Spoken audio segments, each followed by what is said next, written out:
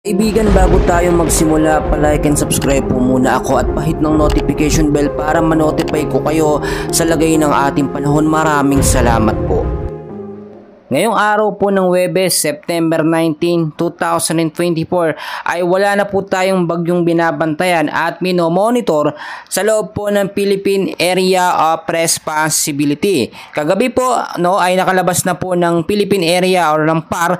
Ito nga pong si bagyong Helen na ngayon po ay may layo na po siyang 805 kilometers northeast of extreme northern Luzon. Sa labas po ito ng ating bansa, mga kaibigan.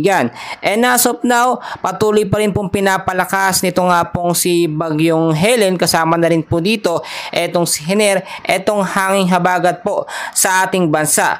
Patuloy pa rin po makakaranas ng heavy to intense rain po. Napapalo po hanggang 100 to 200 millimeters po na pag-uulan ang area po ng Zambales, Bataan. Moderate naman po to heavy rains na meron pong tubig na 50 to 100 millimeters na pag-uulan dito po sa Metro Manila, sa Bulacan, Cavite, Laguna, Batangas, Rizal at Mindoro. Kasama na rin po dyan ang Pampanga, Marinduque at ilang bahagi po ng Romblon at Palawan. Kung titignan nyo, mga kaibigan, kahit wala po tayong bagyo sa loob ng PAR, patuloy pa rin na-enhance ang lakas nga po nitong si hanging habagat.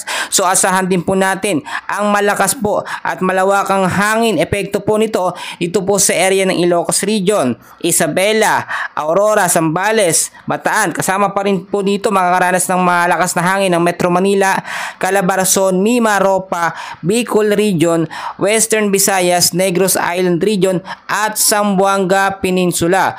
Bukod pa po dyan, mga kaibigan, ay meron din po tayong minomonitor ngayon na panibago pong cloud cluster o kumpul ng kaulapan dito po, mga kaibigan, sa may bandang Silangang Luzon. Ito po yung potensyal ng panibagong low pressure area at hindi po inaalis ang posibilidad na maging isang ganap na bagyo po or mahinang bagyo within the next 24 to 48 hours. At kapag ito po ay naging isang mahinang bagyo, tatawagin po itong bagyong Igme.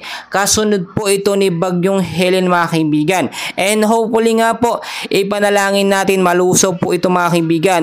Bakit po ito mabilis na nabubuo dito lamang po sa may Silangang Luzon natin, mga kaibigan? Dahil po sa paglakas at patuloy po na pag-circulate nito pong hanging habagat, kasama na rin po yung kakalabas lamang na si bagyong Helen, ay nabuo po ito pong cloud cluster o kumpul na kaulapan dito sa may bandang Silangang Luzon at ito po yung posibleng maging susunod na bagyo. Kung hindi po kasi hihina itong hanging habagat ay patuloy pong magkakaroon ng sirkulasyon at mabubuo yung lakas ng hangin. Ito nga pong cloud cluster o kumpul ng kaulapan dito sa may bandang Silangan. Kapag ito po pumalo sa 45 to 55 kilometers per hour, maituturing na po ito bilang isang tropical depression. So yan lamang pong update natin sa lagay ng ating panahon sa panibagong bagyong posibleng pumasok sa ating bansa.